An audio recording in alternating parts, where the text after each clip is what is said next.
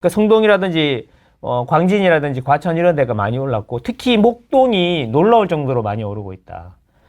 그리고 아래쪽에 과천이 되게 많이 올랐는데 이제 과천 이야기를 좀 했더니 이제 그런 이야기가 있더라고요. 과천은 인구가 적어. 인구가 적고 아파트 자체도 적어. 인구가 별로 안 되잖아. 제일 작은 구리하고 과천이 아마 전국에서 제일 작은 지자체일걸요. 시 중에. 그래서 크기가 너무 작다 보니까 일부 몇 개 거래가 너무 통계를 왜곡하는 거 아니냐 그런 이야기가 있긴 하더라고요. 그치? 그러니까 그 거래 한두 개가 전체를 흔드는 그런 게 아파트 수 자체가 작으니까. 수가 작으니까. 그런 게 있기는 하다고 하지만 그렇다고 주인들이 뭐 싸게 팔 이유는 없으니까. 그래서 실질적으로 체감하기에는 이제 그 사시는 분들은 어디가 올랐지? 이런 느낌이 좀 있을 수도 있지만 통계적으로는 상당히 많이 오른 걸로 나왔고 그래서 제가 말씀드렸던 게 이제 강남 4구 외의 조정 지역이나 이런 것들이 지정될 가능성이 매우 높다라고 말씀드리고 싶습니다. 과천이나 성동구, 목동 이런 데는 조정 지역 추가적으로 투기과열지구나 이런 게 지정될 가능성이 높지 않을까 이런 생각이 드는데 그 정도로 매섭군요. 이미 지정했어야죠. 이게 이제 나도 그게 참 안타까운 게 그 조정 지역이니 투기과열지구니 이런 거 조정 지역은 박근혜 때 생긴 거고요. 그 조정 대상 지역이라 그랬죠.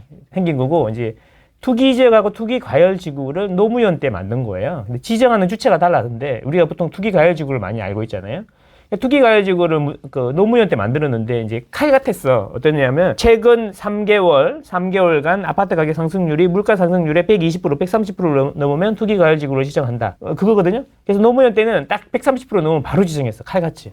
기계적으로. 지정했고 딱딱딱. 내려가면 바로 해제했어. 그래서 보면은 해제하고 뭐 풀고 뭐 지정하고 이게 막 계속 반복이 돼. 그러면 제일 힘든 사람이 법무사거든. 법무사. 세무사도? 세무사도 그렇고. 근데 그래서 법무사 등기하러 가야 될 때 투기과열지구인지 아닌지 이런 거 봐야 되니까. 그래서 그 법무사 협회 가면은 그 이력이 다 이렇게 정리가 돼 있는데 되게 막 이게 그렇게 돼 있어요. 그런 식으로 하지 않을까 싶고 토지거래 허가구역 지정을 전면적으로 확대하는 거는 원래 안 되는 거죠. 그거는 되게 힘들 겁니다. 힘들 거고 지자체장이 지정해야 되는데 국토부 장관이나 지자체장이 지정해야 되는데 국토부 장관은 뭐 별로 생각이 없는 것 같고 그만두려고 그랬잖아. 그리고 서울시장이 이제 약간 뭐 이렇게 지정신이 아니었죠.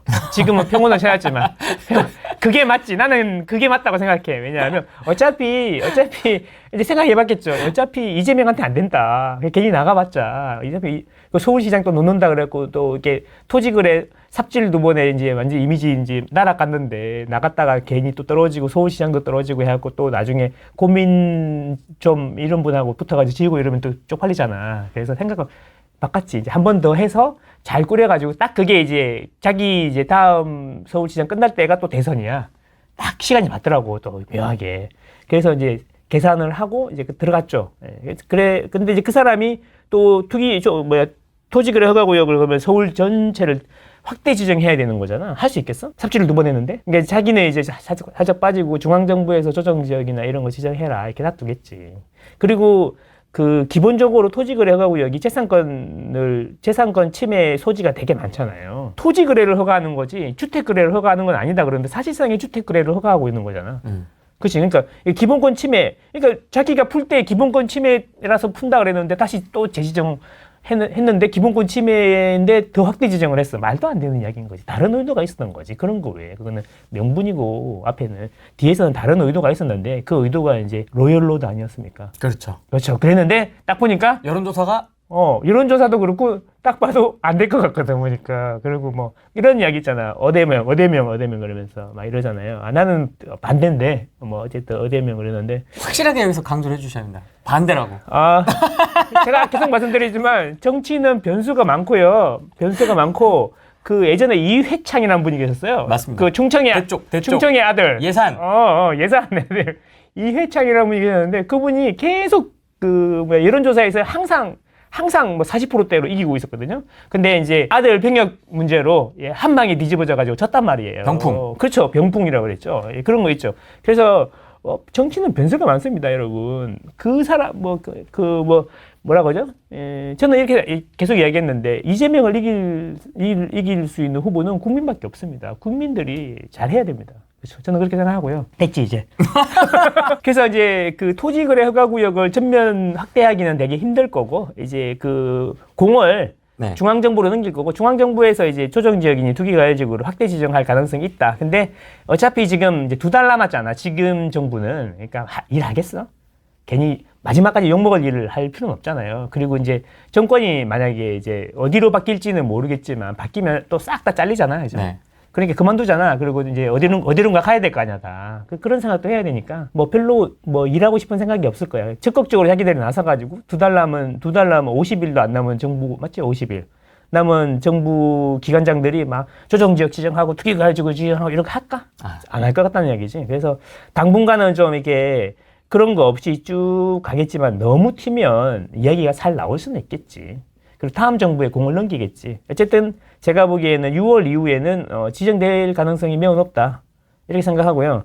그리고 대부분 사람들이 이제 그런 이야기를 하던데 규제 이야기하고 뭐 이제 규제로 다 죽을 거다 이런 이야기 하는데 중요한 건 이제 기본적으로 중요한 건 규제는 가격이 많이 올라요. 그럼 이제 규제가 나올 거라는 이야기는 뭐냐면 부동산이 많이 오를 거라는 이야기하고 똑같은 거야. 그럼 기뻐해야 되는 거 아니야? 그런 거 아닙니까? 뭐 디테일은 다르겠지만. 예, 그러니까 앞으로 그래서 저는 기본적으로 부동산이 많이 오를 거라고 생각하기 때문에 특히 서울 위주로 많이 오를 거라 생각하기 때문에 서울의 규제는 당연히 들어올 거고 그 규제를 대비는 좀 해야 된다. 저는 이렇게 생각합니다. 이제 매매 시장하고 전세 시장하고 좀 쪼개서 한번 전체적으로 한번 이야기를 해볼게요. 네. 자, 이렇게 정치인들이 하는 이야기를 너무 믿지는 마세요. 어차피 걔들도 지가 잘 되려고 하는 거고, 우리는 우리가 잘 되려고 하는 건데, 이제 그게 이해상충이 되니까 화가 나고 이런 거잖아. 그럴 때일수록 냉정을 찾아야 되는데, 네. 그 막 신문 보고 흥분해가지고 막 이러지 말고, 야, 뭐 그거는 뭐 양쪽이 다 똑같더라고. 흥분하지 말고 이렇게 이럴수록 냉정하게 자기 살 길을 찾아야 되는 거 아닌가 나는 이런 생각을 하고 그래서 이제 좀 나눠서 생각해 볼 필요가 있는데 자 보세요. 만약에 민주당이 다 6월 2일 이후에 집권을 한다. 가능성이 좀 높으니까 먼저 얘기할게. 네. 집권을 하면 어떤 정책을 펼칠까? 자, 집값은 계속 오를 거란 말이야. 공급이 없고 금리가 내려가니까. 그건 당연한 거란 말이죠. 그럼 시장의 흐름은 방향은 정해졌어요. 그러면 이제 방법은 하나밖에 없어요. 금리를 올리든가 공급을 많이 하면 돼요. 근데 이 금리는 단기적인 효과가 있지만 금리를 뭐 역으로 틀어가지고 다시 올릴 수는 없잖아. 지금 금리를 올리면 그렇죠. 안 되는 이야기잖아. 얘가 안 되는 이야기잖아. 그러면 이제 공급을 갑자기 확 늘려야 되는데 그것도 안 되는 이야기잖아. 왜 지금 늘려봐야 3년 뒤에 들어오는 거니까. 그러면 이제 풀보다 뻔히 오를 거란 말이야. 자기들이 뭔 짓을 해도 집값은 오를 거야. 그러면 이제 두 가지 방법. 한 가지 방법, 매매 시장에서는 이렇게 해야 돼. 그러면 우리 말고 그 피난의 화살을 돌려야 돼. 어디로요? 일단은 지난 정부로 돌려야 되는 거죠. 아, 지난 정부로 돌려야 되는데 지난 정부가 뭐 한 게 없어. 뭐 한 게 없잖아요. 자기들이 뭐 도와준 것도 없고 한 것도 없어. 그러니까 그거는 안 될 거야. 왜냐하면 문재인 때는 그게 됐어. 이명박근혜 때 개판 쳐가지고 나라가 이렇게 된 거다. 이렇게 할 수는 있잖아. 맨날 최경환 소환. 그 최경환이 빚내서 집 사러 가려고 이렇게 된 거다. 막 이런 얘기 할 수 있잖아. 근데 이 돌릴 수가 없어. 그치? 돌려봐야 문재인 정권인데 그러면 이제 팀킬이잖아. 그렇죠. 팀킬이잖아. 근데 뭐 자기한테 뭐 이득이 안 되면 무조건 적이니까 뭐 팀킬 할 수도 있겠지만 어쨌든 그렇잖아. 그러니까 이제 그러면 이제 지난 정권처럼 이제 집값을 올리는 놈이 있다. 이렇게 하나를 마녀사냥을 해야겠지. 그게 다주택이. 허수아비. 호수아비 만들어야 될 거 아니야. 다주택이겠죠. 다주택. 다주택자들한테 그러면 규제를 세게 해가지고 이제 사람들한테 사이다를 선사해야 될 거 아니에요. 사이다병을 나눠줘야 될 거 아니에요. 사이다를 나눠줄 거란 말이에요. 똑같이 할 거예요. 그러면 다주택자들의 규제가 이제 이거죠. 다주택이라는 말 자체에서 N개가 있는 거잖아. 비싼 집 있는 거 말고 그 다주택자들한테 이제 그 두 개 겹치는 사람은 제일 힘든 거고 그런 거잖아요. 그러면 이제 다주택자 많이 하는 게 종부세 올릴 거고 보유세 올릴 거고. 뭐 보유세나 종부세 올리려고 하면 공시가격 현실화. 그 현실화 계속 할 거고, 그 다음에 공정시작 가액 비율을 올려서 심현숙 교수님께서 말씀하신 것처럼 그러면 2~3배 올라갈 수 있죠. 5배 올라갈 수도 있고, 많이 올라갈 수 있죠. 그래서 때려가지고 그 세금을 뜯어갖고 여러분들한테 나눠줄게요. 이런 느낌으로 계속 이제 갈 거란 말이에요. 그러면 집값이 떨어질까? 떨어질 것 같아요? 아니요. 그러면 그 사람들 다 어떻게 해요? 전세 놓은 사람들은 이렇게 하거든요. 전세를 올려서 세금을 내요. 그렇죠. 다 그렇게 했어요. 다 그렇게 했고, 월세를 또 올리겠죠. 그쵸? 근데 이제 그렇게 되면 이제 전월세 시장으로 이제 넘어가 볼게요. 전월세 시장의 가격이 오를 거란 말이지. 그리고 문제는 뭐냐면 공급이 없고, 공급이 계속 없을 거니까 전월세 가격이 당연히 오르겠죠. 당연히 오르는데 여기다가 이제 2+2를 해가지고 난리가 났는데 여기다가 이제 계속 그러면 집값은 뭐 어차피 오르니까 막 요걸 막 하는데 전월세 가격은 어차피 그래도 그 사람들은 집을 안 살 거거든. 집값이 이제 이제 3분의 1 가격은 돼야지 적정하다라고 생각하니까 BIR로 놓고 얼마나 수많은 유튜브 전문가들이 있습니까? 집이 왜 내려야 하는지에 대한 이유가 100만 가지 정도 있잖아요. 그렇죠. 물론 한 번도 안 맞긴 하지만 하루에 2번도 안 맞아. 이게 안 맞긴 하지만 그게 이런 거지. 자기가 믿고 싶은 거를 팩트라고 생각하는 거야. 그치? 자기가 믿고 싶은 이야기를 팩트라고 생각하는 거야. 그래서 자기가 믿고 싶은 이야기면 모든 게 팩트가 되는 거야. 그 사람이 뭐 털이 나가지고 이야기를 하던, 그 사람이 뭐 틀린 말을 계속 하던, 막 재수출을 막 이렇게 하던 간에 그 사람의 말이 믿고 싶으면 그게 팩트인 거야. 그렇게 하면 안 되는 건데. 어쨌든 그렇게 해서 선동을 할 거란 말이야. 그러면 근데 문제는 뭐냐면 그러면 이제 집값은 뭐 계속 걔 집값은 포기했다 치고 전월세라도 안정돼야 된단 말이에요. 그러면 이제 나오는 게 이제 2+2가 아니라 2+2+2+2 무한갱신이라든지 뭐 10년 보장이라든지 이런 이야기가 나올 거예요. 이제 그러면 무슨 일이 생기는지 알아요, 여러분? 자, 사람들은 이사를 가야 됩니다. 애들 교육 때문 문제일 수도 있고, 직장 때문일 수도 있고, 학교 때문일 수도 있습니다. 그래서 이동하는 수요는 항상 일정하게 있습니다. 네. 어디론가 이사를 가야 된단 말이에요. 자, 그러면 이 마을에 50개의 전세가 있었는데, 그 내가 딱 이사를 가려고 그러는 시점에 2년마다 갱신을 하면 이론적으로는 25개가 나와 있어야 되는 거죠. 그죠? 그런데 이제 요거를 2년 단위나 4년 단위로 바꾸니까 이제 12.5개만 나오는 거죠. 이동하려는 사람들은 많은데 유통 물량이 없으니까 어떻게 돼요? 가격. 주인들이 부르는 게 값인 거죠. 이거 마침 종부세도 많이 올랐는데 전세라도 이빨 올려야겠다. 어차피 4년, 뭐 2년치 올리던 거 4년치를 한 번에 올려야겠다. 이렇게 생각할 거 아니에요? 그래서 이제 가격이 올라가게 되는 거죠. 근데 그거를 이제 10년으로 올린다? 그러면 이제 10년 동안 이제 그 50개가 아니라 5개만 나오겠죠. 이론적으로 딱 보면. 그러면 이제 유통 물량이 줄어들기 때문에 이동하는 사람들은 수요는 그대로 있고 그거를 이제 5개밖에 안 나오니까 부르는 게 값이 되는 거죠. 그래서 전월세가 폭등이 오는 겁니다. 주기가 짧아지기 때문에. 주기가 길어지면 그런 거예요. 그러면 이제 무슨 문제가 생기냐면 또 이제 그 안전하게 그 10년 보장받고 들어간 사람들은 세이프고 못 들어간 사람들은 이제 그 길바닥에 나갈 게 생긴 거지. 월세가 너무 오르고 전세도 너무 오르고 전세가 오르면 또 월세가 오르고 이런 식으로 오를 거란 말이야. 그러면 이제 임차인 간에도 갈등이 생기는 거죠. 쟤는 뭔데 들어가가지고 10년 전에 들어가고 뭐 이렇게 뭐 반값에 살고 있고 나는 뭔데 이렇게 된다는 거야. 그러니까 결국에는 솔직하지 않다는 거지. 집값이 오르는 거는 어쩔 수 없습니다. 그래서 집값을 잡으려고 그러면 금리 있는 나라가 어떻게 할 수 없는 거니까 공급을 엄청 늘려야 되는 겁니다. 그래서 공급을 늘리려고 그러면 늘리려고 그러는데 이게 뭐 7, 8년 뒤에 나올 겁니다, 여러분, 공급이. 그러니까 집값 오르는 건 당분간 어쩔 수가 없습니다. 이해해 주세요. 최선을 다해 보겠지만. 이렇게 이야기하는 사람이 누가 있냐고. 아무도 없잖아. 빨간색이든 파란색이든 아무도 없잖아. 그러니까 내 이야기는 방향은 정해져 있는데 자꾸 아니라고 하다가 보면 마지막에 틀어져가지고 이제 문제가 생기는 거죠. 민주당이 180석 이상 장악한 상태에서 대통령이 또 자기들 그게 되면은 자기들이 막 법안 내면 바로 쪽쪽쪽 실행이 되잖아요. 그렇죠. 아니 간접법 개정하는 그런 얘기 하면 안 되죠. 저 이러고 있는데 그 얘기하면 임대차 보호법도 그래. 2+2를 하는 게 사실 하고 나니까 얼마나 문제가 많았습니까? 얼마나 문제가 많았어요. 그러면 그런 거를 국민들의 생활하고 엄청 관련이 많잖아. 그러면 전문가들 이야기도 들어보고 공청회도 하고 토론도 하고 이렇게 서서히 아니면 일부 해보고 자꾸 수정 보완해서 이렇게 해가지고 최대한 국민들이 피해가 없고 자연스럽게 스며들게 만들어야 되는데 그거를 그냥 소위원회 안 하고 그냥 바로 탁 올려가지고 뭐 몇 주 만에 바로 공포해서 실행했잖아. 그리고 소급 적용해버리고. 맞아요. 그리고 구멍이 진짜 뻥뻥 뚫려 있었잖아요. 그래가지고 얼마나 다툼이 많았습니까? 판사들도 이따오로 법을 만들어가지고 내가 맞아요. 국민들이 너무 분열이 되게 그 법을 바꿔라 이런 판결까지 있었잖아. 판결하면서 판결문에 그런 내용도 있었잖아요. 그러니까 얼마나 세입자하고 임대인하고 임차인을 적으로 만들어 놓고 옛날에 한 집은 세 가족 봐봐. 그 문간방에 사는 순돌이 아버지랑 주인이랑 얼마나 친하게 지내. 옛날에는 그랬단 말이야. 집이 작고 그래도 얼마나 사이좋게 지내고 그랬어.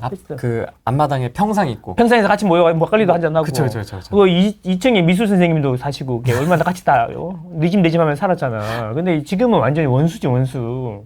그렇게 만들어놨단 말이지. 제 이야기는 그래서 이 조작하는 것도 보고 그런 걸 보면서 이제 문재인 시즌2가 되면 가장 두려운 게 국민들의 삶에 진짜 영향이 많은 법들을 또 날치기로 통과시켜가지고 또 지나고 나면 이런 폐해들이 막 속출할 텐데 그러고 나서 다시 정권 잡으면 또 끝이고 입 싹 닫고 그치?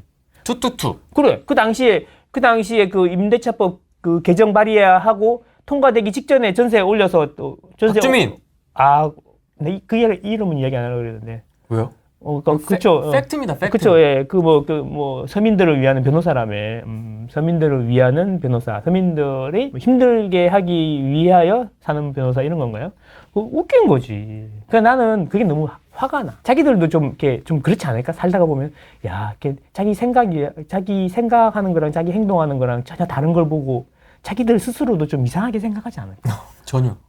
아니야? 인지 부조화 이런 거 전혀 그런 메타인지가 안 됩니다. 메타인지 안 됩니까? 네. 원래 그 짝은 그럽니다. 알면서도 모른다는 이야기네. 그렇죠. 그럼 자기들은 괜찮대요. 자기들은 괜찮대요. 잘 살지 뭐. 대출 받아가지고 대출 받아 잘 살겠지. 집도 사고 차도 사고 재건축도 하고 집은 여러 개 있으면 안 되니까 집은 좋은 거 하나만 하고 나머지는 전부 다 상가나 토지 이런 데다 갖다 박아놓고 그 흑석동 코인도 하고 방배 3익 방대 3익 다른 데는 다 안전진단이 통과가 안 되는데 유일하게 하나만 통과되는데 거기 우연히 또 누가 살고 있고 그죠? 그렇죠. 조국을 위하는 사람들이 살고 있고 그죠? 그런 거 아니겠습니까? 맞습니다. 그리고 패스트로 엄청 빨리 진행이 되더라고. 신통해, 그지? 신통기도 아닌데 신통하게 빨리 진행이 돼. 참 미안하지. 모르겠어요, 잘. 하여튼 그래서 그런 거 보면서 참 어이가 없었는데. 그러니까 이게 부동산 문제에 대해서는 좀 색깔을 좀 이렇게 서로 시시하면서 안 내놓는 것 같아요. 지금 적극적으로 부동산 정책에 대해서 아까 그 내용 봐도 아무것도 없잖아. 그냥 공공임대를 많이 늘리겠습니다. 채권을 많이 찍겠습니다. 또 이제 그럼 재원은 어디서 조달하시겠습니까? 또 이제 누가 물어보겠죠. 홍콜라 사이다가 물어보지 않을까? 씨 웃으면서 그러겠지. 또 뭐 이렇게 국토 보유세를 한다느니 뭐 이런 이야기 또 해야 되겠지. 그렇지 않습니까? 국토를 보유하고 있는 모든 사람들이 또 공평하게 냈으면 좋겠습니다. 많이 보유한 사람만 뭐 이렇게 징벌적으로 중과하지 말고. 그렇지. 세금을 그러려면은 그런 것도 난 열받는 게 이런 게 있는 거죠.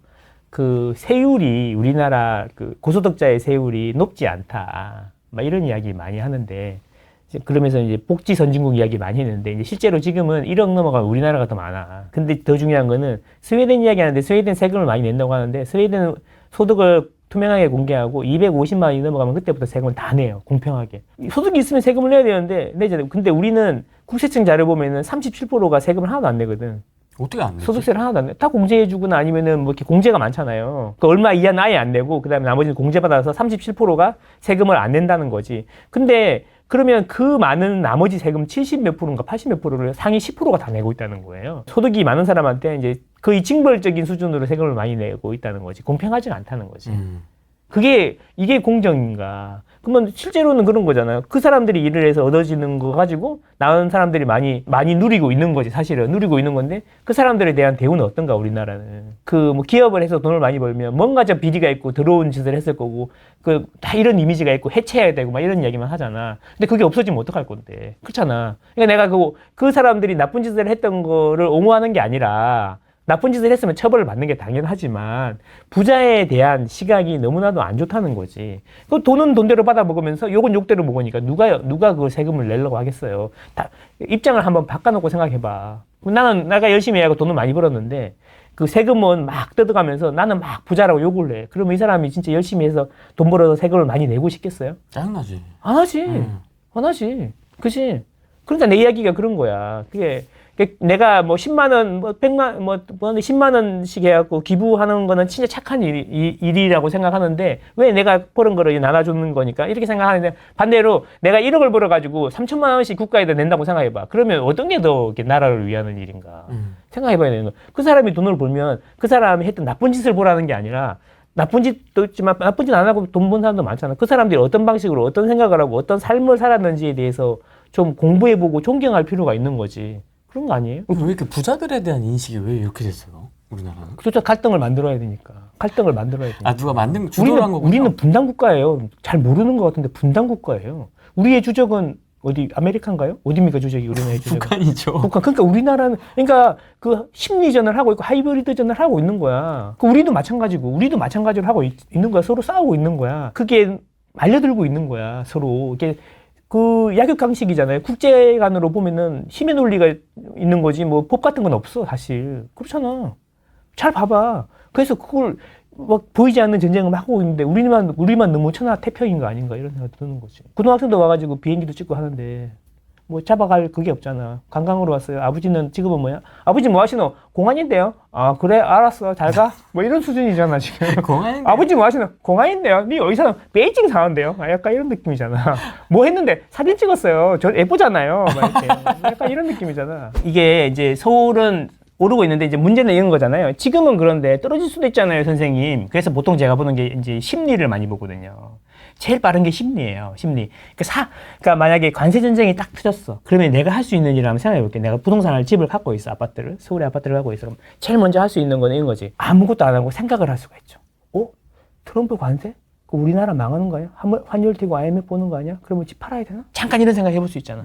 주식이 폭락했다는데? 오늘 내 친구 주식이가 많이 힘들었던데? 담배, 줄 담배 피던데? 막 이러고 있잖아. 그 약간 그러면서 생각할 수 있잖아. 그러면, 팔아야 되나? 이런 생각 할 수 있죠. 그러면 이제 와이프가, 집을 열심히 알아보고 있었는데 와이프한테 한마디 하겠죠. 야, 이 세상 분위기 지금 이렇고 막 대통령도, 우리 아들이 그러는데 대통령도 잘렸다 그러는데 지금 분위기 좀 안 좋지 않냐? 그래서 이제 와이프한테 얘기할까요? 집 구하는 거는 조금 미뤄보는 게 좋지 않겠나? 이런 얘기를 할 수 있잖아. 그러면 와이프가 전화를 해, 안 해? 3번 하던 걸 2번 하고 1번 하겠죠. 그게 바로 심리지수의 통계입니다. 집 살라고 전화한 사람이 많습니까? 집 내놓으려고 전화한 사람이 많습니까? 이거 가지고 만드는 게 이제 심리 지표거든요. 그래서 심리가 제일 먼저 변할 수 있어요.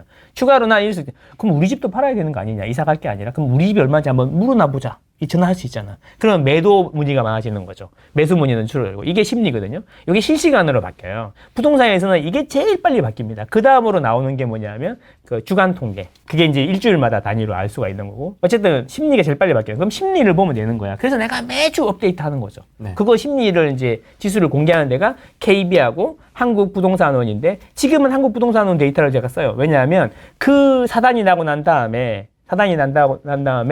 표본이 되게 많아지고 그 다음에 많아지고 하면서 이제 시장을 더 잘 반영하는 것 같아갖고 그 정권이 문재인 정권 말년부터는 한국 부동산 거를 봤던 것 같아.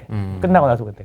그래서 근데 나는 계속 보면서 이상하다 생각했는데 지금 이 기사를 보니까 그렇게 조작을 하고 있었네.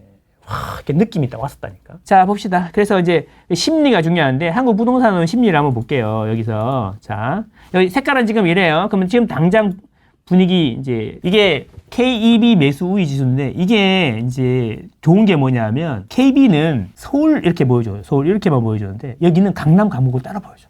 좋지 않습니까? 그래서 이게 심리 지수인데 크게 한번 설명을 한번 드릴게요. 이게 출렁출렁 하잖아요. 막 잔 파도가 많잖아요. 이게 뭐냐면 아까 뭐가 이벤트 터지면 관세 전쟁 때문에 집 팔아야 되나? 약간 이게 다 반영이 되는 거죠. 다 반영이 되는 건데 자세히 보시면 여기 흰색으로 왔다 갔다 하는 거 있죠? 네. 이게 뭐냐면 주간 가격 상승률이에요. 자세히 보시면 똑같이 가지 않습니까? 그렇죠? 상관관계가 매우 높잖아요. 사람들이 매수 전화를 많이 하면 집값이 많이 오르는 거지. 근데 약간 가격은 후행하는 것 같지 않습니까? 약간 후행하는 것 같지 않습니까? 그렇죠? 먼저 가고 가격이 늦게 올라가잖아요. 그러니까 심리가 있고 집을 사야지 이제 되는 거니까. 살고 싶은데 그 물건 있나요? 있어요. 그러면 계약할까요? 일주일 뒤에. 약간 이런 느낌이잖아. 그래서 이제 요걸 보시면 지금 이게 2022년이야, 여기가. 요게 이제 정말 바닥으로 꼬꾸라졌잖아요. 심리도 꼬꾸라지고 최저점으로 가죠, 최저점. 요거는 통계 이제 시작한 게 0이라서 그런 거고 최저점으로 가잖아요. 그러니까 최저점으로 갔다가 가격이 드라마틱하게 올라가고 심리도 드라마틱하게 올라오죠. 그러면서 2023년에 회복을 한 거고 우리가 요때쯤 여기 초반에 싹 바뀔 때 그때 와가지고 뭐 맨날 바닥이다 사라 막 그때부터 시작해 떠들던 데가 이때인 거지. 다 이거 뭐가 얘기하는 거야. 자, 그리고 이제 잠깐 대출 규제할 때 작년에 재작년에 좀 주춤했다가 다시 작년 대출 규제 했을 때 있잖아요. 이때는 안 떨어졌어. 작년은 대출 규제 했는데 가격이 안 떨어졌어. 그래서 보시면 심리도 그때 재작년에 대출 규제할 때보다는 탄탄하게 잘 지나가죠. 0을 그치? 거의 뭐 이렇게 스쳐 지나가듯이. 그치. 그러고 이제 여기서 이제 토호제 나오고 뭐 나오고 살짝 꺾였어. 보통 이제 이 정도면 이렇게 훅 꺼져야 되거든요, 이렇게. 훅 꺼져야 되는데 그게 약발이 안 먹힌다는 거지. 그리고 지금 보면 옆으로 살짝 기는 것 같은데 이렇게 보면 지금 뭐냐면 뭐 탄핵이 됐네, 어쩌네, 토호제를 풀었네 말았네 이러는 와중에도 심리는 꿋꿋하다는 거죠. 여기 보면은 숫자로 보면은 최근에는 보면 요때가 토호제 해제했을 때 101까지 갔었어요. 그러다가 토호제 재지정하면서 99점 좀 떨어지다가 지난 4월 7일 이후로 이 심리가 16에서 2세로 올라갔잖아. 반등하기 시작했다는 거야. 관세 전쟁을 하든 탄핵이 되든 토호제가 더 영향이 있었다는 거죠. 근데 문제는 뭐냐면 보통 훅 빠졌다가 천천히 올라가야 되는데 빠지지도 않았고 다시 반등하기 시작했다. 이게 중요하다는 거예요. 사람들은 여전히 그러든가 말든가 집을 사고 싶다는 거죠. 그렇다는 거죠. 근데 이제 강남 지역을 누르면 똑같아요. 강남도 마찬가지고 여기 보시면 숫자를 한번 볼게요. 강남도 보시면 강남은 101까지 갔다가 반등을 못하고 여전히 조금씩 빠지고 있죠. 강남은. 그죠? 여기 이제 강남 3구, 4구 영향 때문인 것 같다. 그러면 여기를 강북으로 바꿔볼게요. 강북으로 바꾸고 여기를 보면 자, 강북 보면은 여기도 마찬가지로 4월 7일 이후로 반등하고 있죠. 강남은 아직도 토호제 여파에 빠져가지고 살짝 지금 헤매고 있는데 강북이 이미 빠르게 반등하고 있다. 강북은 근데 많거든. 도심권이 있고 동부권이 있고 서부권이 있어요. 도심권이 종로라든지 여기 보면은 종로, 중구, 용산이거든. 용산. 여기는 이제 보면은 빠르게 반등하고 101.93에서 102.73으로 빠르게 반등하고 있고. 그 여러분들이 관심이 많은 동부권이나 서부권 같은 경우에도 이게 돌아오고 있고. 그 다음에 동부권도 노도강이죠, 노도강, 성동, 광진 포함돼서 성동, 광진, 동대문, 노도강, 중랑 다 이쪽 오른쪽 위에 있는 거 다. 여기도 보면은 이제 회복을 했다는 겁니다. 물론 성동, 광진, 동대문이 들어가 있기 때문에 노도강은 조금 다를 수도 있습니다만 그렇다는 거죠. 그러니까 제 이야기는 빠르게 지금 서울의 심리가 회복이 되고 있다. 토호제, 관세전쟁, 뭐 탄핵 이런 거 이슈에 대해서 별로 시장이 반응이 없다. 대통령 잘렸는데 왜 내가 집을 싸게 팔아? 이거죠. 그냥 그죠? 갈 길 가고 있었네요. 그렇다라는 거죠. 그럼 거래량을 보면 되잖아요, 거래량. 그래서 심리의 결과는 거래량으로 나타납니다. 왜냐하면 나중에 이제 그래서 전화를 많이 하면 매수 문의를 많이 하면 집을 사게 되잖아요. 그죠? 하늘을 자꾸 보면 별을 따게 되잖아요. 친구도 자꾸 만나다 보면 친해지는 거고 그런 것처럼 전화를 매수 문의를 많이 하면 그 결과적으로 좀 지나서 거래량으로 나타나는 거죠. 그래서 이제 그 다음에는 거래량을 봅니다. 저는 거래량. 오늘 노하우 다 이야기 좋은 거 아니야? 거래량을 보는데 이런 이야기를 합니다. 11월 초부터 우리 그 전문가님 계시잖아요. 전문가님. 11월 초부터 이런 이야기를 하더라고요. 항상 나오시니까 매주 일주일에도 영상 몇 개씩 나오시잖아. 그거 보면 이런 이야기 하잖아. 11월 초에 나왔고 대출 규제 영향으로 작년 11월 초니까 대출 규제 영향으로 집값이 급락할 수 있다. 그래서 지금 거래량이 빠르게 줄고 있다. 11월 초에 나왔고 집계가 다 돼봐야 알겠지만 지금 10월 거래량이 9월 거래량이 3천 건이었는데 지금 집계가 돼봐야 알겠지만 지금 거래량이 14일 기준으로 300건밖에 안 된다. 10분의 1토막이 났다. 이런 이야기를 하는 거죠. 거래량 폭망. 그렇지. 거래량이 살아나야 집값이 올라가죠. 시장이 빠르게 식고 있는 거면 대출 규제로 해서 시장이 빠르게 식고 있는 것이죠. 표정. 막 이렇게 이야기하는 거죠. 이거 데이터 팩트잖아, 팩트. 야, 그래서 나는 그 이야기를 듣고 좀 전율이 왔어. 와, 아니 실거래 가격, 실거래 데이터를 이야기하는데 실거래 데이터는 60일 동안 취합이 되는 건데 14일 취합된 거를 60일 취합된 거랑 비교하면서 폭망이라고 이야기한다고? 그 기간 대비로 받겠죠. 동기간 대비로. 아니. 아니에요? 그렇게 얘기한다고. 60일하고 비교하는 그래. 거예요? 그래서 나는 귀를 의심했어. 설마 60일 동안 취합이 된다는 걸 모르진 않겠어. 설마. 그랬어. 그래서 12월이 됐어. 또 12월 초에 나와서 12일인가 나와서 똑같은 이야기를 또 하는 거야. 12월 데이터가 11월 데이터는 이렇게 나왔는데 12월 데이터가 지금 5분의 1 수준이다. 귀를 의심해. 설마. 그래서 설마 60일 동안 취합이 되는 거를 모르진 않겠지. 1월이 됐어. 똑같이. 2월, 3월. 며칠 전에도 4월달 그래. 또 이야기했거든. 그래서 난 그 이야기를 보고 저거는 진짜 모르면 다시는 나오지를 말아야 되는 거고 알면서 하는 거면 여러분 이게 현실이다. 선동하는 거 봐라. 자기도 자기 이야기를 맞추기 위해서 마사지 하는 거잖아요.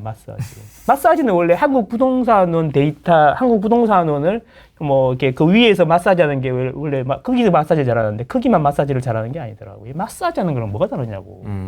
데이터는 말하고 있습니다. 데이터는 말을 안 해. 네가 말을 하지. 뭔 소리야. 데이터는 아무 말도 안 해. 네가 말하지. 저는 매달 데이터를 그래서 매일매일 취합을 하고 있잖아요. 매일매일 취합을 하고 있거든요. 네. 자, 요게 뭐냐면 여기 남색 있잖아. 남색이 2월은 집계가 끝났어. 왜? 3월 말에 끝나니까 이게 6,262건. 끝. 외우기도 좋아. 끝이야, 끝. 6.26. 근데 얘 선이 여기까지 안 갔다는 이야기는 아직 취합이 안 됐다는 이야기죠. 이 오렌지색은 뭐냐면 3월이야. 3월은 지금 9,036건이야. 36건이 지금 4월 21일이잖아요. 그러면 이제 아직도 열흘 정도 남은 거죠. 그래서 10,000건을 넘을 수 있다라고 보시는 분들 계시던데 이게 나머지 10일간은 이게 기울기가 완만해져. 보시면. 그래서 제가 보기에는 9,500건이 조금 안 될 수도 있겠다. 약간 이렇게 예상이 돼요. 문제는 4월 데이터잖아요. 그들이 말하는 건 그거잖아요. 4월 거래량이 12일 됐지만 10분의 1토막 났다. 약간 이런 느낌으로 이야기했거든. 그게 바로 이거야. 12일. 자, 12일 볼까요? 12일 보시면 자, 4월은 471건이 거래가 됐어요. 12일 기준으로. 그런데 요거랑 이야기하는 거지, 요거를. 지금 9,000건이랑 9,000건이 넘어가네, 지난달에. 지금 400건밖에 안 된다. 이거 보십시오. 이게 그거를 11월, 12월, 1월, 2월, 3월, 4월 이렇게 이야기하고 있는 거죠. 아니 이거는 초등학생들도 할 수 있는 거잖아요. 아니, 그러니까 이게 뭐냐면 이렇게 매일매일 취합해서 보여주는 사람이 없으니까 정권가 출신이고 매크로 이야기하고 거시경제 이야기하고 뭐 GDP 이런 이야기하고 막 이런 이야기 그런 이야기 하는 사람들이 이러니까 팩트잖아, 팩트. 아니 팩트잖아, 팩트. 그 사람 말대로 하면 그러면 이게 지금 분위기는 어떠냐면 이게 또 이렇게 자세히 맨날 보시면 이게 안 늘어나는 구간이 있어요. 이건 주말이에요. 주말에 신고를 안 하거든요. 이게 주말이 아니라 월요일 되부터 터지고 이렇게 되는 거죠. 지금 주말이었잖아요. 그렇죠? 네. 시합이 어저께까지 됐잖아요. 그래서 이러고 있는데 이렇게 올라가는 거예요. 그러니까 4월달 거래량은 3월하고 2월 사이로 이렇게 지나갈 것 같아. 근데 왜 이러냐? 2월에 붙었는데요. 2월에 붙었는데 이제 여기 주말 지나면 또 이렇게 올라간다고요. 자, 중요한 게 있어요. 추가로. 중요한 게 뭐냐면 강남 4구는 지금 거래량이 등록이 거의 안 되고 있어요. 왜냐하면 주택거래 허가로 묶였잖아요. 4구가. 네. 규정이 다 달랐어, 구마다. 근데 그걸 통일하는 과정이 있었어. 그 통일하는 과정이 있어갖고 4구가 동일하게 통일을 했어요. 무슨 소리냐면 그전에는 송파구가 토지거래 허가해주는 기준이랑 그 강남구가 토지거래 허가해주는 기준이 서로 달랐다고. 근데 이번에 전면 재지정을 해버렸잖아요. 그러니까 이제 이슈가 막 되고 하니까 강남구의 구들이 이제 막 문의가 폭주할 거 아니에요. 보통 한 명이 하거든. 그러니까 이제 내가 기준을 못 하겠다. 왜? 나도 송파구 있잖아, 이랬거든. 송파구는 왜 다주택자들한테 그 토지거래 허가를 안 해줍니까? 했더니 뭐라는지 알아요? 실거주를 안 하고 다른 사람한테 세를 줄 수 있기 때문에 그렇다는 거야. 내가 순간 열을 받았어. 아니, 일단 토지거래 허가를 다주택자들은 안 해주는 게 저는 너무 화가 납니다. 왜냐하면 토지거래 허가는 건 주택거래 허가가 아니거든요. 토지거래 허가는 실사용하는 사람한테는 해주게 돼 있지 않습니까? 그게 법으로 돼 있어요. 실사용해주는 사람한테만 허가해 주겠다는 거예요. 그러니까 아예 안 해주겠다는 게 아니고. 그러면 다주택자가 실거주를 하면 실사용하는 게 아니고 무주택자나 1주택자가 팔고 들어와서 하는 거는 실거주하는 거냐? 내가 물어봤지. 어떻게 생각해? 답변 못 할 것 같은데? 그랬더니 맞잖아요. 실거주 그렇잖아. 다주택자도. 그 말을 했더니 이제 거기서 이러는 거야. 다주택자는 실거주 한다 그래놓고 안 할 수도 있잖아요. 그래서 내가 더 열받아 뭐라 했냐면 아니 다주택자를 잠재적인 범죄자로 지금 미리 생각하고 일어나지도 않는 일을 미리 생각하고 범죄자로 추정하고 안 해주는 거냐고 내가 딱 그랬거든. 그러니까 아무 말도 없는 거야. 내 말이 맞아 틀렸어요? 점점점. 그래서 다시 얘기했죠. 제가 담당자님을 나무라는 건 아닙니다. 제가 좀 흥분했네요. 뭐 담당자님도 어차피 뭐 이렇게 위에서 시키는 대로 하시는 거니까 제가 이해는 합니다. 그리고 다 끊었어. 그리고 어차피 똑같은 사람들이고 똑같이 시켜서 하는 일인데 내가 그 사람은 나무랄 건 아니잖아요. 뭐 상담원한테 화낼 이유가 없는 게 상담원은 자기가 잘못한 것도 아니고 자기 위에서 매뉴얼대로 이야기하는 건데 그런 거잖아요. 그래서 이런 상황이었거든. 그래서 이제 나 같은 사람이 얼마나 문의를 많이 했겠어. 여의도는 이미 그러고 있었거든. 실거주하면 나오는 걸로. 구마다 다 달랐던 거예요. 너무 놀랍게도 25개구가. 구에서 허가를 해주게 돼 있는데 매뉴얼이 통일이 안 돼 있던 거야. 그래서 그 통일하는 작업을 했어. 그리고 3, 4일 전에 나왔어. 그러면 그 기준 가지고 이제 할 거예요. 놀랍게도 이제는 다주택자도 실거주하면 나옵니다. 나처럼 생각하시는 분들이 많은 분들이 전화를 해서 물어봤기 때문에 그렇겠죠. 법에는 실거주가 아니고 실사용하는 사람한테 해주기로 돼 있는데 왜 다주택자가 살면 실사용이 아니고 무주택자나 1주택자가 들어가 살면 실사용이냐? 그럼 어떤 말이 더 논리적이에요? 그러니까. 다주택자는 그냥 나쁜 놈이야. 그러니까 안 돼. 이 말이었던 거잖아. 이게 법도 없어. 무슨, 실사용 하는지 안 하는지 여부를 다수결로 결정해? 말도 안 되는 이야기잖아. 법이 있는데, 헌법이 있고, 이제. 우린 자유민주주의 아니야? 자유민주주의 아니야?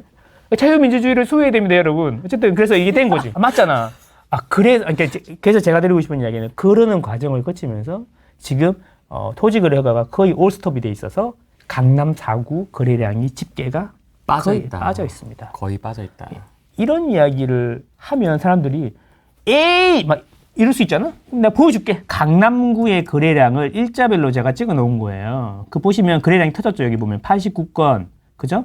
54건이 터졌거든요. 거래량 터졌잖아요. 이게 뭐냐면 자 3월 22일, 23일이에요. 토지거래 허가를 3월 24일부터 시행했거든요. 네. 그래서 그 전에 했던 거는 옛날 기준대로 한 거죠.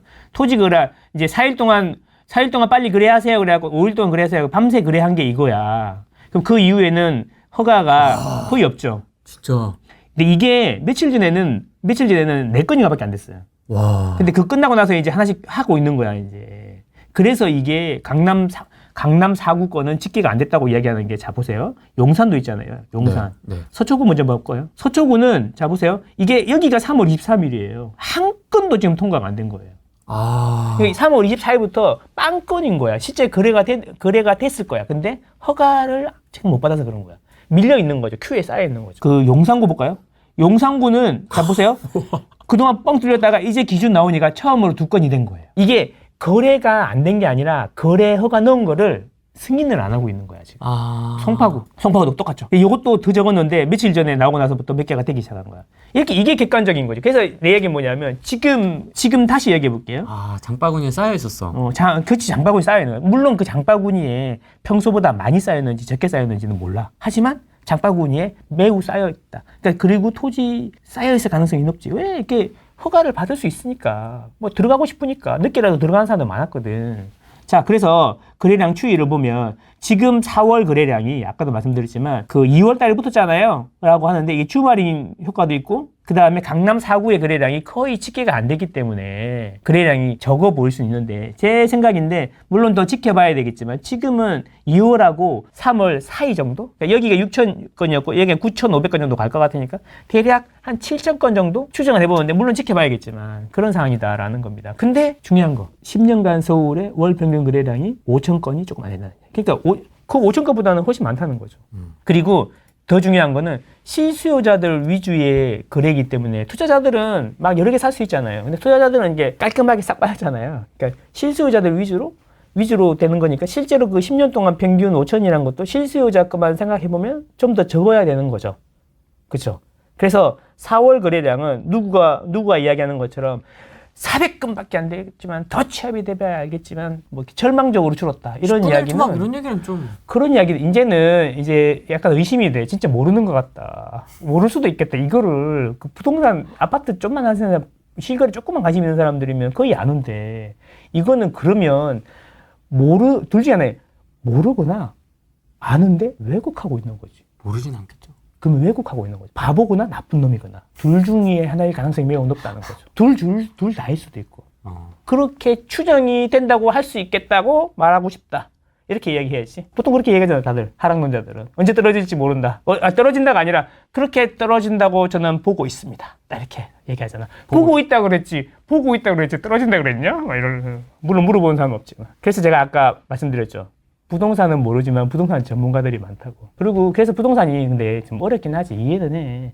부동산은 이게 시장도 분석할 줄 알아야 되고, 현장에 나가서 거래도 해보고, 현장에서 어떤 메커니즘으로 거래가 되고 돌아가는지도 좀 봐야 되잖아요. 근데 그 두 개를 하기가 쉽지 않거든.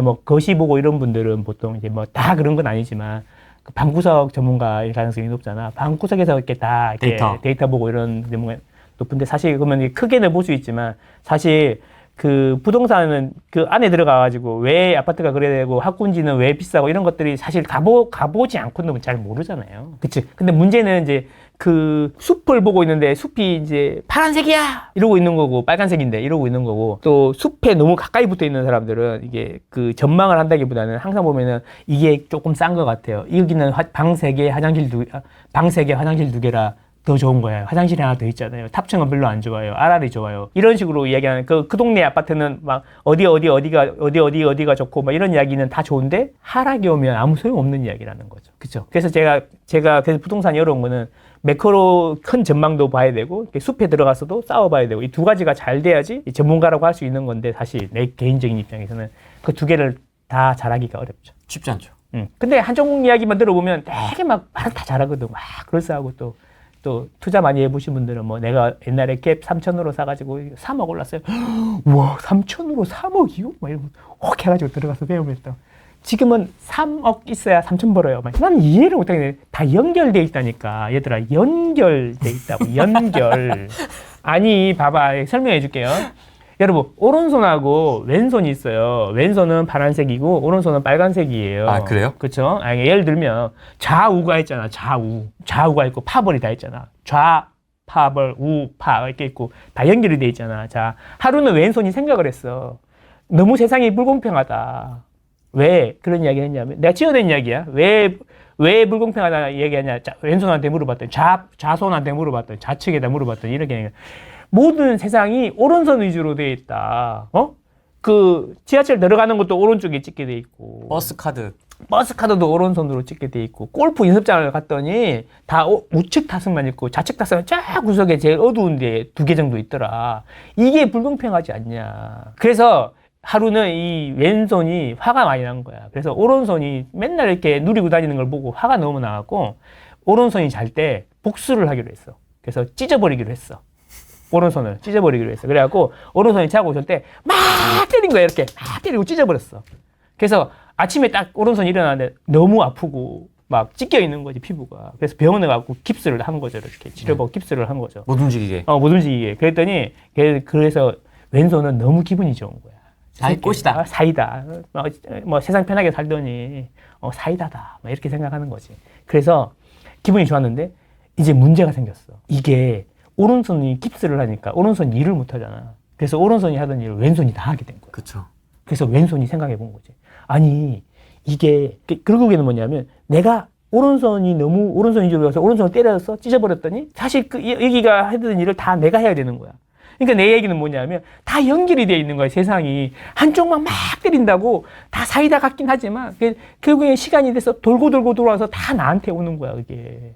그 세상은 다 연결되어 있다니까. 너무 일방으로 흐르면 안 된다는 이야기를 하는 거예요. 그래서 왼손은 행복했을까? 그 순간이잖아요. 집값도 똑같지 않습니까? 다주택자를 막 때리니까 얼마나 좋았어요. 정부세, 저 새끼들 다 죽었다 이제. 강남 집값은 3억 된다 이제. 막 이러면서 박수치고 댓글 달고 막 이러고 살았잖아요. 그래서 다주택자들이 싹 사라지고 나니까 어떻게 돼요? 다주택자들은 얄밉긴 하지. 집값이 막 맨날 자랑하고 다니잖아. 내가 있잖아. 이렇게 붙었는데 지금 5억 올랐어요. 기분 나쁘지. 안 그래도 회사에서 마음에 안 드는 뭐 과장, 대리 이런 애들 꼭 하나씩 있잖아. 근데 그런 애들이 투자도 잘해요. 그러면 열받아 미쳐버릴 것 같아. 그렇지 않아? 근데 야, 나는 지금 이러고 있는데 쟤들은 저 새끼 맨날 회사에서 일도 안 하고 눈치 보면서 싹싹 비비기도 하고 막 맨날 놀러 다니고 그런데 그렇죠. 투자도 다 대하고 돈을 벌었다네. 와, 열받네. 그렇죠. 그래서 저 다주택자들을 조져주니까 너무 시원하고 이제 그래서 쓱 가가지고 종부세 좀 많이 나왔어요? 막 이렇게 물어봤더니 뭐라고 그래 종부세가 너무 많이 종부세가 3천만 원 나와가지고 전세 1억 올려가지고 3천만 원 갚고 7천만 원 더 남았네? 놀러 갔어? 막 이렇게 또 이러면 너무 열받는 거지? 너무 열받는 거지. 근데 그렇게 해서 다주택자를 조져서 다주택자들이 집을 안 사니까 이제 어떻게 돼요? 다주택자들은 얄밉기도 하지만 임대 공급자잖아요. 그 사람들이 임대를 공급해줘야 내가 전월세에서 사는 거잖아. 그치? 조져서 기분은 좋았는데 보니까 이 사람들이 안 들어와갖고 임대 공급이 줄어드니까 어떻게 돼요? 집도 가뜩이나 안 지는데 전월세 가격이 오르는 거잖아요. 그래서 또다시 이야기해요. 전월세 가격이 너무 오른다. 다 다주택자 때문이다. 막 이래 또 세상이 이게 나라냐? 막 이랬더니 또 뭐래. 그래서 2+2를 해줬어요. 그래서 2+2 4년 동안 살 수 있게 해줬어요. 그래서 4년 동안 살 수 있게 들어간 사람들은 세이프였는데 막상 내가 애가 학교 들어가 돼갖고 이제 그 집을 빼고 이사를 가려고 그러니까 어휴 2+2가 되니까 이제 유통 물량이 반으로 줄어버렸네. 주인들은 또 종부세도 많이 올랐고 세금도 많이 올랐으니까 또 한 번에 4년치를 바로 올려야지 막 이런 생각을 할 거 아니야. 그래서 또 확 올려버렸어. 그랬더니 이제 막상 이사하려고 그러니까 부담이 너무 되는 거야. 그래서 애들한테 좋은 교육 환경이라든지 내가 출퇴근하기 좋은 곳으로 가려고 그랬는데 그것도 못 하게 된 거야. 내가 너무 화가 나는 거야. 근데 여기서 생각해봐야 되는 거지. 그래서 아까 왼손처럼 오른손은 더 때리는 게 나한테 더 사이다, 너한테 이득이 될 건지 아니면은 그 때리는 순간만 좋고 계속 내가 힘들어지는 것인지 잘 생각해봐야 된다는 거죠. 우도 마찬가지야. 똑같은 경우라는 거죠. 한쪽만 일방적으로 좋은 거는 안 된다라는 겁니다. 그래서 내가 이런 일들을 중요한 일들은 사회적인 합의도 필요하고 공론화 과정도 필요하고 테스트도 하고 천천히 이게 스며들게 만들어야 되는데 그게 너무나도 뭐 2+2도 뭐 긴박하게 1, 2주 만에 버럭 해갖고 처리하고 바로 도장 땅 찍어서 시행하고 소급 적용하고 그렇게 될까봐 나는 너무 짜증이 난다는 거지. 그래서 이길 수 있는 사람은 국민밖에 없어. 잘 생각해봐요. 제 이야기는 뭐 자든 우든 이게 한쪽만 너무 일방적이면 그게 당장은 사이다 같지만 결국에는 다 모든 짐이 나에게 돌아오게 돼 있다 이런 겁니다. 그런 세상을 자식들한테 물려주고 싶지는 않잖아요. 근데 국민의 50%가 왼손을 지지합니다. 또 50%는 오른손을 지지하죠.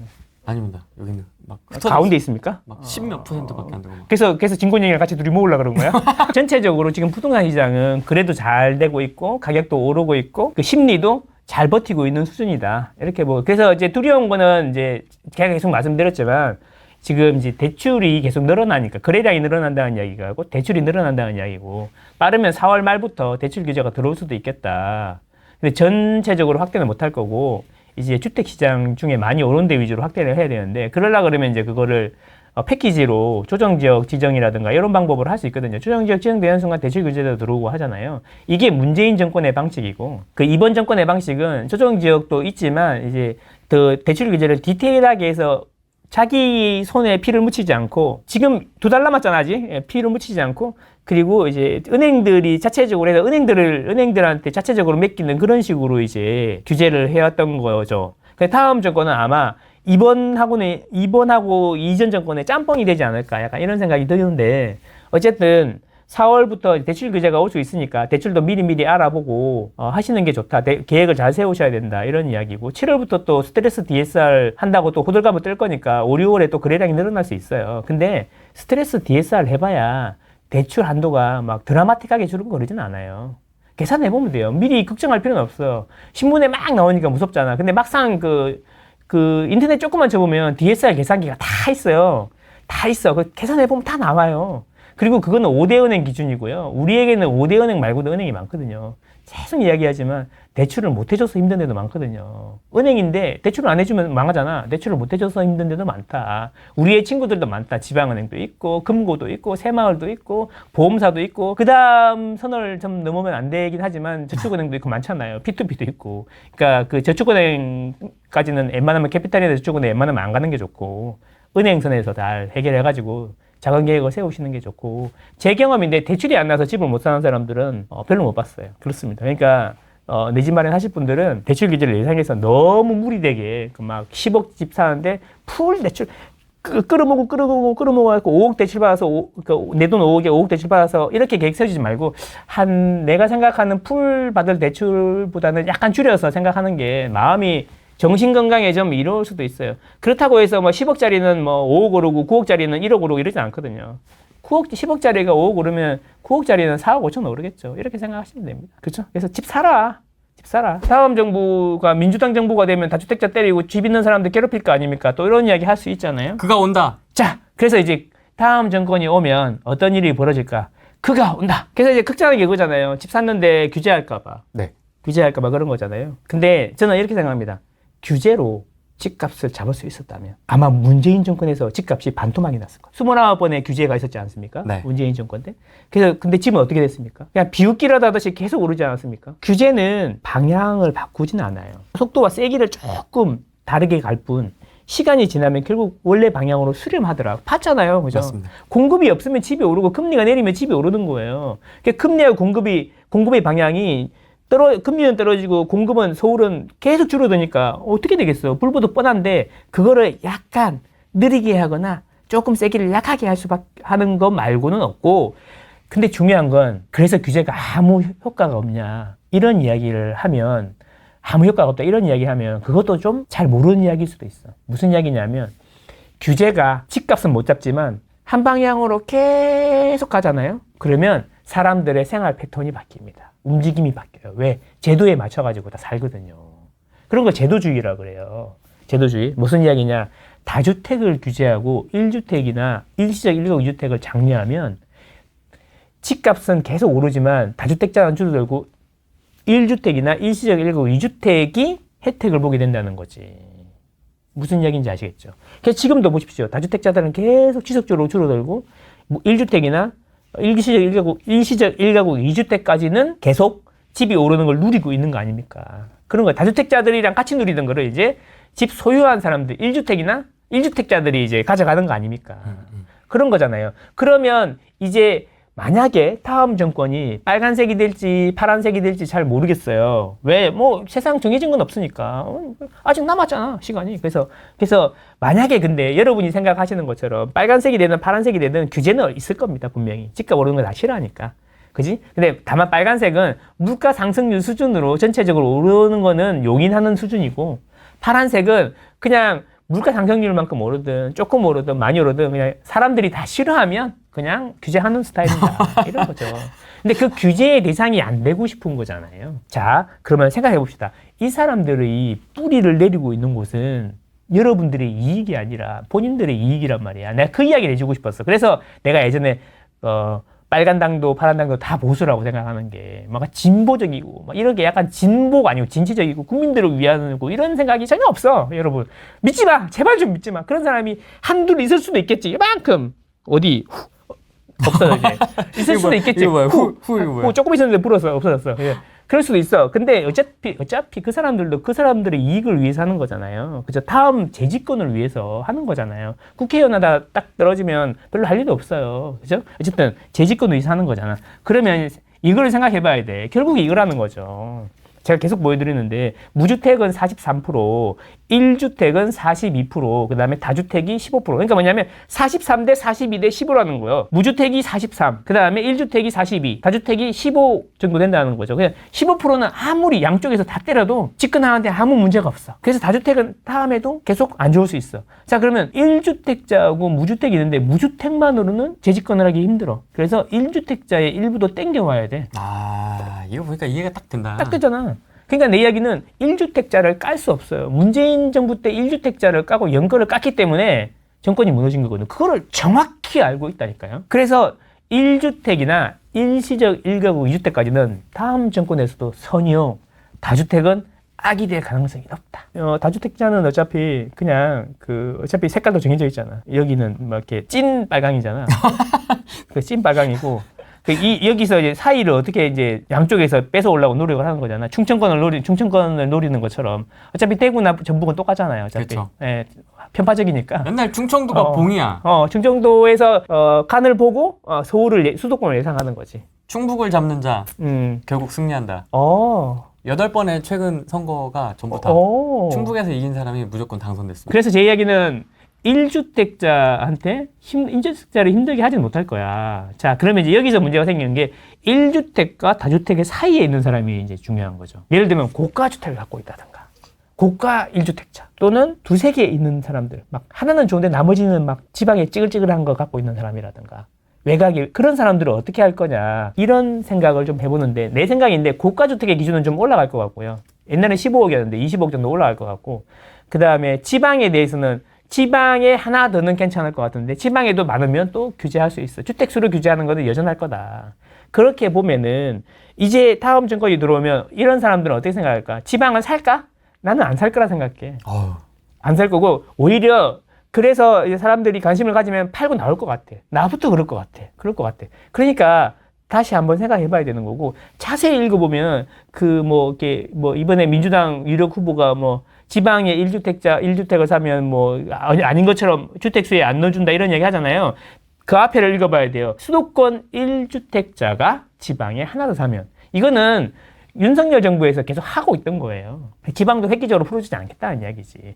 그래서 제 이야기는 어쩔 수 없이 다주택이고 팔 수도 없는 사람들은 할 수 없지만 가능하면 또 짜잘한 것들을 정리하고 1주택자로 가는 게 다음 정권에서도 마음을 편할 거다. 물론 어차피 정권은 5년이고 내 인생은 기니까 5년 기다리면 되는데 전세 올리면서 그렇게 될 거다. 이렇게 생각하는 거고. 그래서 지금도 집을 사는 거는 상관없고 특히 20억 이하의 주택들은 앞으로도 괜찮은 비즈니스가 될 거다. 저는 이렇게 생각하는 겁니다. 그냥 집을 가져라, 서울에.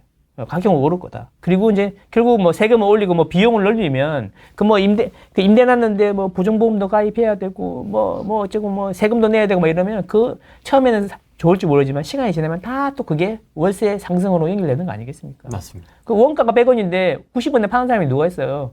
다 120원 될 때까지 기다리죠. 그렇지 않습니까? 네, 그런 거예요. 그래서 다음 정권이 들어와도 1주택자는 못 때릴 거고, 이제 전략은 1주택이나 일시적 1가구 2주택 또는 똘똘한 한 채는 여전히 유효할 거다, 이런 거고, 어떤 규제가 나올지 사실 잘 모르죠. 그리고 부동산에 대해서는 확실하게 스탠스를 보이진 않아요. 왜냐하면 이게 또 아킬레스건이 될 수 있거든. 잘못 이야기했다가 또 혹 그렇잖아. 그 보면 또 무주택자들은 자본국이고, 1주택자를 이제 우클릭을 약간 해야 되는데 우클릭을 너무 했다가 자본고기들이 도망갈 수도 있고, 이래서 특히 부동산 문제는 그러니까 좀 되게 신중한 것 같아.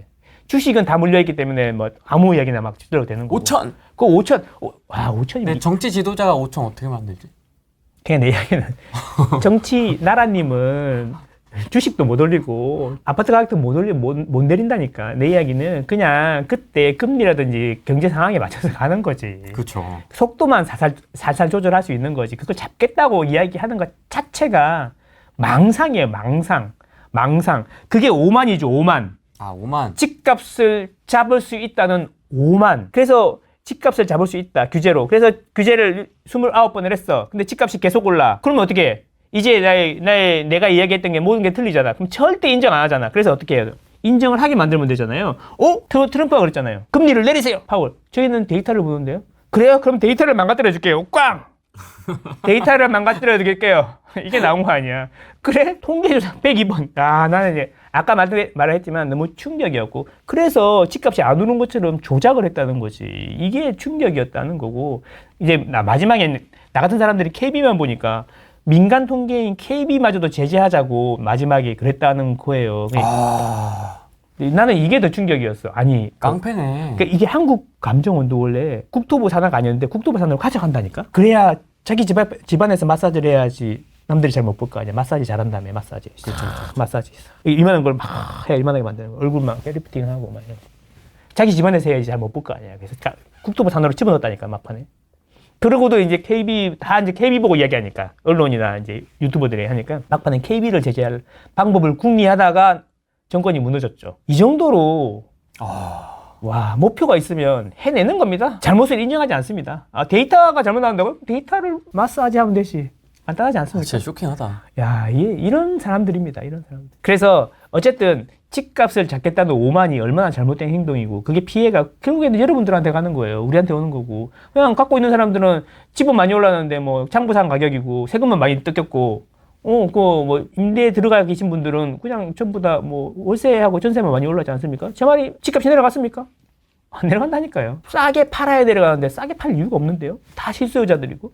집을 파는 이유는 다른 데 이사 가기 때문에, 이사 가기 위해서 집을 파는 거야. 그럼 생각해봐. 지금은 실수요자 시장이기 때문에 내가 집을 파는 이유는 이 집을 팔고 더 좋은 상급지로 이사 가기 때문이야. 왜냐하면 상급지만 오르니까. 그런데 이 집을 팔려고 내놨는데 상급지 가격이 계속 더 올라요. 그러면은 상급지로 이사를 더 못 가니까 내놓은 물건들은 계속 쌓이는 거죠. 근데 집값은 안 떨어지죠. 왜? 싸게 팔면 더 영영 못 가요. 이거를 이해를 해야 돼요. 그래서 제가 매크로만 보지 말고 이 부동산 거래가 되는 원리를 알아야 된다 이야기하는 건데, 막 약간 아는 것처럼 이야기하는데 들어보면 정말 선동하기는 좋은 말인데, 막 자기들도 뭐 이렇게 주인들이 그래서 급하니까 파는 거죠. 막 나올 수 있다. 막 그런 이야기가 하더라고. 1, 2 신도시, 노후계획도시 특별법, 선도지구 경쟁률이 5대1인데, 그러면 하나는 되고 4개는 안 된다는 얘기잖아요. 그럼 투자자들이 많이 사고 있어요. 네, 투자자들이 많이 사고 있는데, 그래서 하나는 괜찮은데 선도지구 안 된 데는 투자자들이 많이 사고 있기 때문에 실명 매물이 나와서 가격이 급락할 수 있다. 이런 소리를 하고 있는데 정말 그럴싸하지 않아? 집을 내가 선도지구 내리라고 막 기도하고 있는데 그 말 해주면 얼마나. 아니, 학군이 정말 좋은 지역인데 그게 급하게 팔겠습니까? 그러니까 나는 투자자들이 많이 갖고 있다는 근거가 도대체 뭐야? 근거가 뭐야? 제가 근거를 제시해줘요? 반포 이런 데도 신방에서 내릴 거라 할 거라는데, 그래서 막 투자자들이 많이 사기 때문에 그렇다고 하잖아요. 투자자들이 진짜 많지. 아니, 대구, 부산에서 몇 개 샀다고 쳐봐. 그래서 이제 순간적으로 올라갔다고 쳐봐. 근데 거래 자체가 많지 않기 때문에 일부 몇 개의 표본 가지고 일부 몇 개의 표본으로 이렇게 심하게 왜곡이 될 수도 있어. 그죠? 근데 전체적으로 그 단지가 막 크잖아요. 그 중에 몇 개나 투자자들이 들고 있다는 이야기예요. 투자자들이 많이 샀다며. 이게 뭐냐면, 이게 서울의 송파구의 매매 회전율이 2.98%. 이게 뭐냐면 1년 동안 전체 세대수 중에 3% 정도가 매매가 된다는 이야기예요. 송파구 평균이 그렇다는 거예요. 네. 여기 임대 회전율을 보시면 6.29%죠. 임대는 전세하고 월세를 합친 건데, 뭐냐면 이 임대라는 게 뭐냐면 전체 세대수 중에 6.29%가 2년 단위로 거래가 되고 있다, 이런 거예요. 그러면 요거는 이제 숫자로 보면 이게 만약에 잠실이에요. 잠실 보면은 매매 회전율은 평균보다 조금 낮은데 임대 회전율이 높잖아요. 네. 이게 무슨 의미냐면 여기는 투자자들이 잠실 평균에 비해서 많이 갖고 있다고 할 수 있어. 그러니까 뭐 전세나 임대를 낳겠죠. 근데 이게 공통점이 있어요. 옛날에 주공 아파트에다가 재건축이 된 데가 이렇게 임대 회전율이 높아요. 주공 아파트는 방이 하나나 두 개밖에 안 되고 애들 둘씩 되니까 이사 가면서 안 팔고 갔다가 새를 낳았던 게 재건축이 되고 계속 새를 놓고 계신 거지. 강남구의 평균은 2.7%고 임대 회전율은 8%예요. 그러면 서초구 가볼게요. 서초구의 반포로 가볼게요. 반포. 자, 보면 2.48%에 7.79%잖아요. 네. 자, 이게 투자자들이 많이 갖고 있는 것 같아요? 딴 데에 비해서? 특별히? 아니잖아. 그 매매 회전율은 오히려 더 적어. 근데 아마 이거는 여기에 신축이 많기 때문에 신축은 처음에 들어오면 임대를 많이 놓잖아. 그래서 이게 순간적으로 올라갔을 수도 있는데 어쨌든 반포에 투자자들이 많이 갖고 있다. 뭐 투자자들이 많이 갖고 있다는 근거가 없다는 거야. 이거 뭘 근거로 얘기하냐는 거야. 난 화가 난다니까. 그러면 투자자들이 많이 갖고 있으면 임대 매매하고 전세가 많이 나오겠네. 근데 없잖아. 평균에 비해서 이렇게 특히 반포가 높다는 어떤 정보도 없잖아. 그러니까 이 정도는 제시를 하고 이야기를 해야지. 선동하기 딱 좋지. 왜? 개인이 그런 걸 알아내기는 쉽지 않거든. 이런 걸 만드는 사람이 우리나라에 몇 명이나 있겠어요. 그래도 아무 근거 없이 하진 않지 않을까요? 뭔가 그러니까 근거가 뭘 보고 얘기하는 거 그러니까 나는 그래서 근거를 알고 싶은데 그 근거를 말 안 해주니까 그냥 이런 거겠죠. 외지 투자자 비율 이런 거 얘기하겠죠. 반포에 1년에 2.5% 그래야 된다고요. 매매가 2.5%. 그러면 100채 중에 몇 채가 그래야 되는 거예요? 2.5채가 그래야 되는 거 아니에요? 그죠? 그러면 100채 중에 2.5%가 그래야 되는 건데, 그 외지인 투자 비중이 한 달에 10%가 늘었어요. 그러면 이 2.5%를 다시 12로 나눠야 돼요. 그러면 월별 매매 회전율이 나올 거 아닙니까? 네.